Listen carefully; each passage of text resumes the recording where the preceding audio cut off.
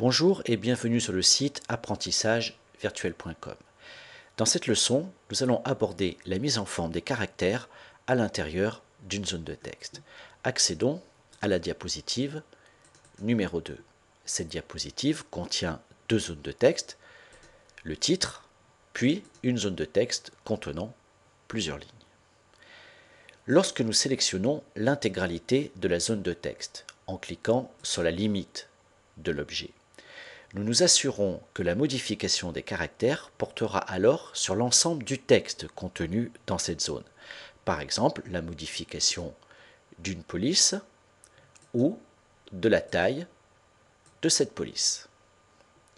Si nous souhaitons faire une modification uniquement sur une partie du texte, nous pouvons réaliser un cliquer-glisser. Par exemple ici, je vais sélectionner formation en bureautique et utiliser les mises en forme de base, comme par exemple gras, italique ou souligné. Petite astuce, si vous devez faire une modification simplement pour un mot, vous pouvez faire un double clic pour sélectionner ce mot. Nous pourrons alors modifier un attribut de mise en forme, par exemple la couleur de ce mot. Si nous avons besoin d'options plus avancées en matière de présentation des caractères, nous pourrons les trouver dans la commande police en cliquant sur le petit carré placé à droite. Voici la boîte de dialogue police nous permettant d'autres options, comme par exemple choisir un type de soulignement différent et une couleur de soulignement différente par rapport à celle du texte.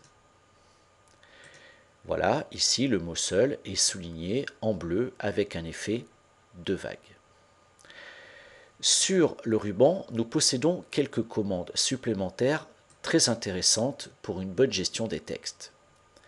Le bouton espacement de caractères permet de rapprocher ou d'espacer les caractères. Le bouton d'à côté permet de modifier la casse, c'est-à-dire de décider si le texte est écrit en majuscule ou en minuscule. Une autre façon intéressante de modifier la casse est de retenir la combinaison de touches Shift F3.